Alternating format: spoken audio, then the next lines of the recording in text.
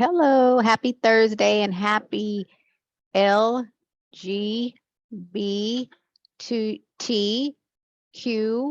plus. I hope I got all the letters and I feel like a toddler learning my ABCs saying this. So I hope the reason why there's a plus at the end of that is because there will be no more letters added to that. You know, this gets confusing, okay, to people like me that I'm not keeping up on all of this stuff all the time. I'm asking my daughter, like, well, what does this mean? Well, what's the pronoun? What is this when the he, she, what is this? And I went somewhere and I was filling something out and she asked me some question, are you there? And I said, well, what?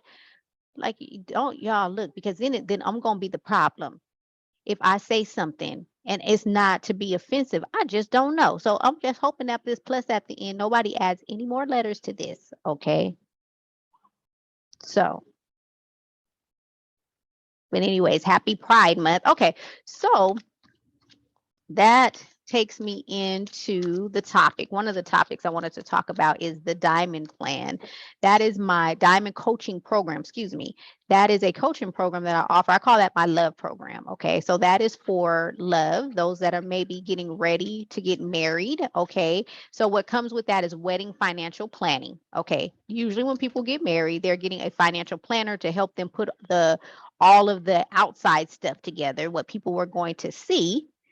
Okay, but they're not focusing on the long-term effects that huge financial decision is going to have on their marriage. So people are not going to see what's going on behind closed doors.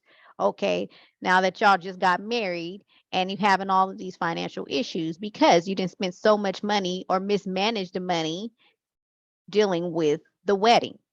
Okay, so that diamond coaching program is good for a person. Typically, it's for the bride because it does not include just only financial planning as far as marriage, but it also includes tools and resource help you kind of stay in, your out of your emotions so much. Just stressful. It can be stressful getting ready for marriage and planning a wedding and all that. So tools to help deal with the stress, kind of have that kind of hand holding, not the bridesmaid, not the wedding planner, but that person that wedding coach to kind of help you with some financial planning included to kind of help you, plan for the future and get through the wedding planning and the wedding, all in one piece. Okay, so that's one aspect of the program. Also, is also for individuals who may just be ending like a marriage. You're going through a divorce, and you might, even if you're not going to become a single parent, having a one income household could be very difficult. And for some, it could be devastating, especially if you were a stay at home mom.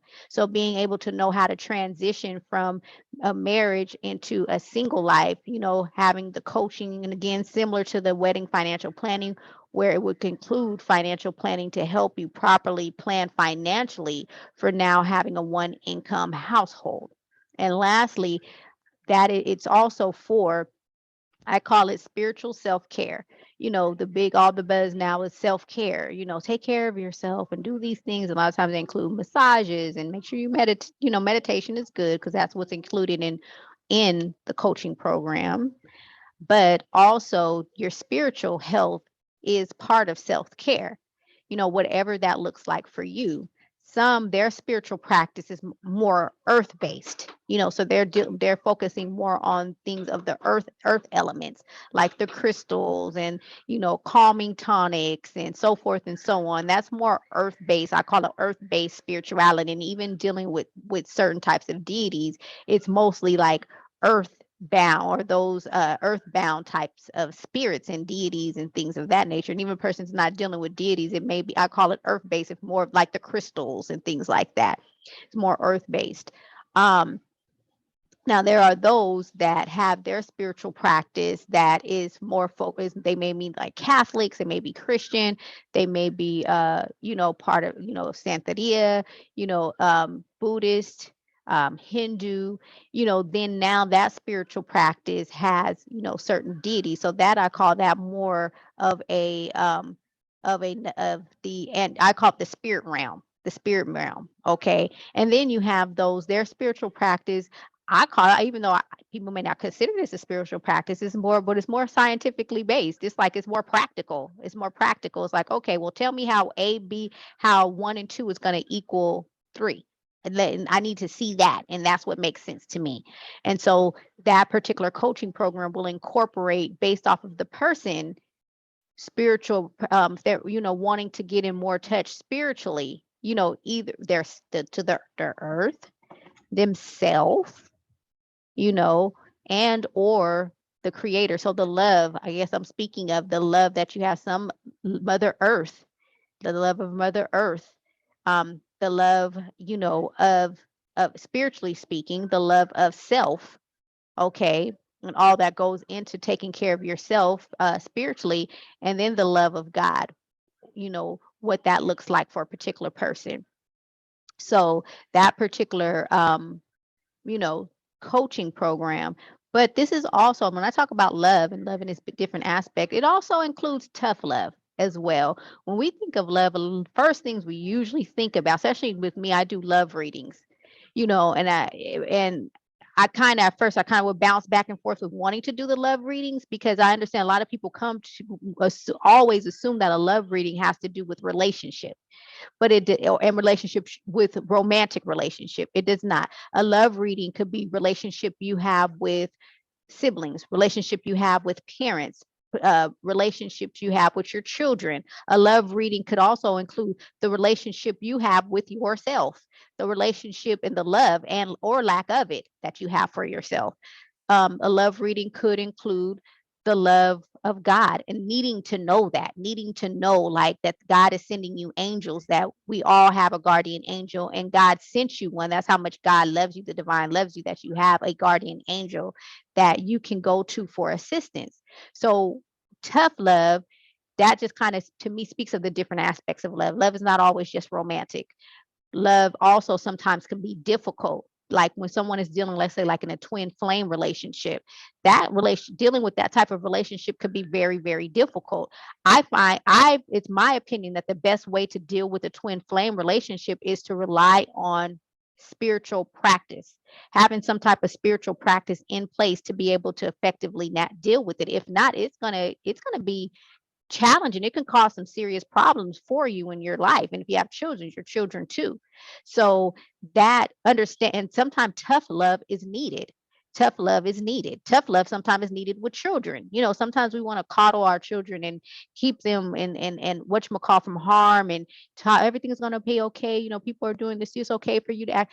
Sometimes you need some tough love. And so to me, that's the different focuses of that diamond coaching program, is to deal with the many aspects of love. Okay.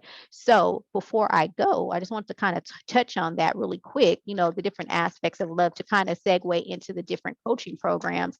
Okay. Now, if you're not interested in the diamond coaching program, I also offer a diamond reading, diamond card reading with the use of cards. And that would actually lay out the past, whatever situation, whether it's career, finance, whatever the past, what's happened in the past, because that past is going to impact what's going on now, which is another part of the reading. And then the future, based off of what happened in the past, based off of what's going on now with no changes, this is what's going to occur. Now, if you don't like that outcome, you can change that. That is what the last card would indicate, what you can do to change that. Okay, that's what it will indicate. So you don't have to give so much of power to a reading to say, oh, this is what's going to happen. I got a reading and it said this. You can't give that much power to a reading or a reader. You have to take some power into yourself and give some power to God or whatever you use, practically speaking, yourself, and taking responsibility for outcome. Like, let's say, for instance, you're planning for a marriage. Okay, and you guys are like, and the outcome is saying like, okay, once you get married, there are going to be a lot of conflicts in your household. Well, and reading is indicating some financial things, overspending. You yourself can determine to say, okay, you know what, I need to cut back on spending certain things. When you're going to the bridal shower, you want to wear Gucci this and this and this and that. Okay, is that really necessary, considering that you're preparing for a marriage and a wedding, excuse me, and a marriage?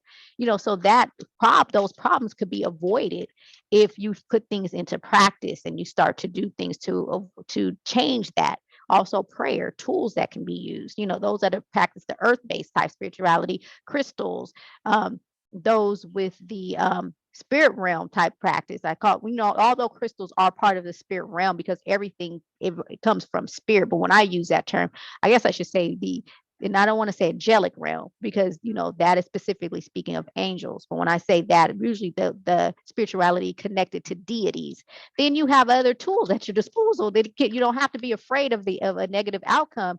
You then have to go into the mode of working and praying and using your tools, using fasting, rituals, baths, candles, whatever, to kind of to get to avoid that negative outcome or to create a positive outcome.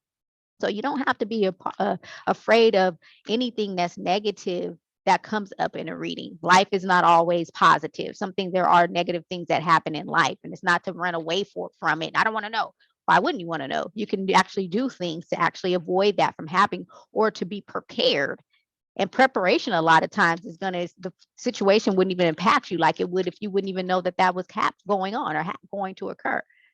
So, take the power back, get the reading, take the power back by knowing what may occur, and then take the power back by putting things in place to be able to avoid a negative outcome or to create the positive outcome that you would like.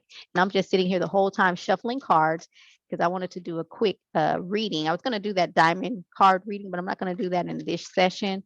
But that's what it entails. But I am just going to pick one before we go. Put that one back in. One fell out, but I'm going to put that one back in there. Okay, they want to fall out. So I'm actually going to read the ones. Actually, 3 fell out. So I'm just going to read these because they keep falling out. So I'm going to put them in the order that they fell in. Okay, awesome.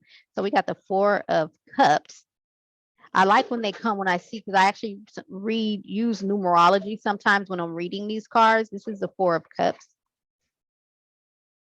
4 of Wands. So I like when I see these numbers when they show up this way, the cards. When I see 4, the same number of a different suit. Because a lot of times sometimes it's speaking to contradictions sometimes. And this is the Hermit. Okay. So what this particular card reading is, because this is just a general reading.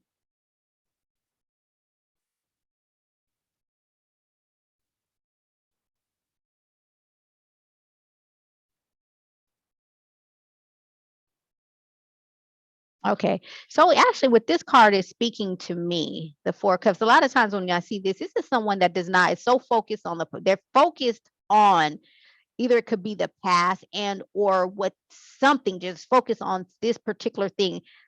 It may be what they don't want, and then they may be failing to, so that could just be not even looking at the positive or what's even there. But a lot of times also, if you can look on this side, you see the angel on one side with a cup and then the bear.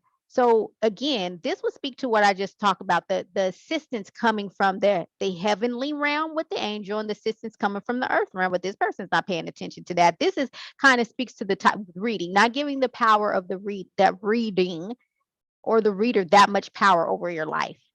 Okay, this person is looking at something.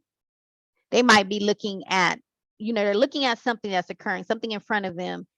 But there's assistance back there from the earth realm and the heavenly realm. And this person's not paying attention to that. They're too focused on what's in front of them that they don't even see what's in behind of them. But the behind them is some help that's coming. But they don't want to, they're not looking at that. Okay.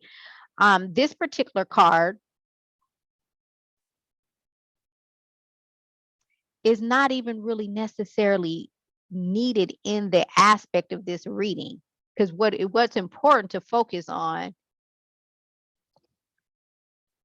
is that first card, but also the Hermit, that teacher. Okay, being able to get the assistance you need to help evolve you to that which that is that you want to create in the future. not necessarily looking at what's in front of you, what's going on, but look at the future and what you create. You can manifest, you can create using the law of attraction to create and manifest the life that you want. That's again, you don't have to give readings are to be able to give you guidance to let you know what's there. Because sometimes you don't see it, just like here. So I want to kind of more focus on this card. You don't see it, but it is not difficult to see it because it's there. This person's just so focused on what they can see, but it's detrimental not to see, not to be aware, I should say, of what you don't see. So that's like with the reading, you should be aware of it, but don't let it take your power away from you. Okay, you have the power to be able to change outcomes, whether that's through spiritual works from the heavenly realm or from the earth realm. So check out the description of the Diamond Coaching Program, the link in my bio. And if you want a reading, you can also check that out from the link in my bio. But, I send peace and blessings in the midst of all of the turmoil and chaos that's going on in the world. Peace and blessings, love and light. Love is needed. Light is needed. Positivity is needed. And we can generate that by us being that. And we can send that out into the world, and it will overcome, and it will negate all of the negative, overpower it and overcome it, because love overpowers. Love is the stronger force. Love overpowers everything. Love overpowers hate. Love overpowers everything. But we have to use it, that force. We have to put it into action.